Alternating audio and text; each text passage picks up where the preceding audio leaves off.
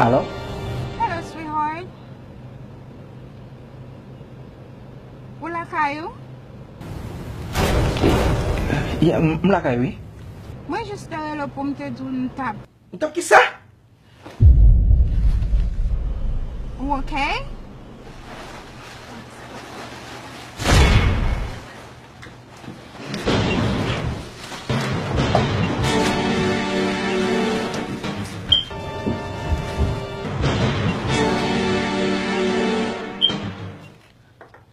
Ma fam oui baby. Non ane non. Ki tout ban boy sa yo? Ki so gen? Mwen juste hello pou mte doun ken dap soti ave Jenny. Ki Jenny?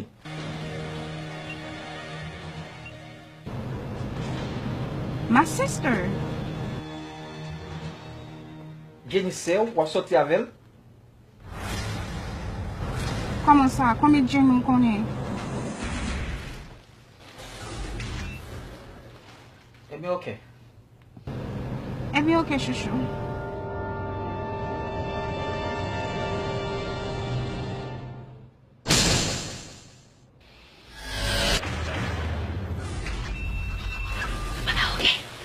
Ok? So gen la, sal djou. Patande, ke li di sa vol ap soti? Avem la psoti. Koman avem nan? E sa di nan telefon nan la? Pou akou.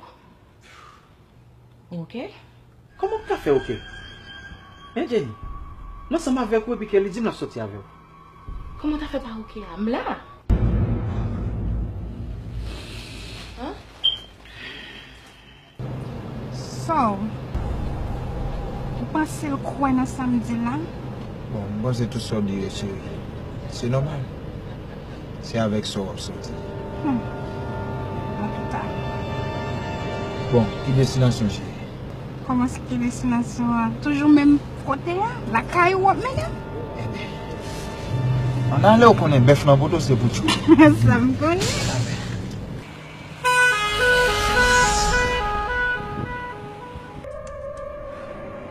Very ok.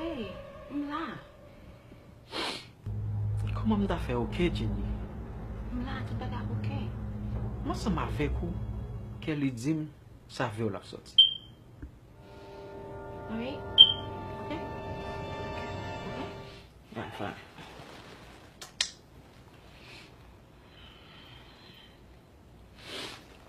Mwen ka do ave la.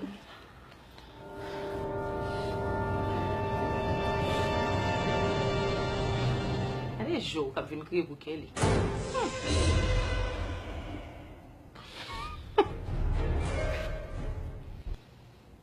Bon, nan ka sa, ki sa m fe?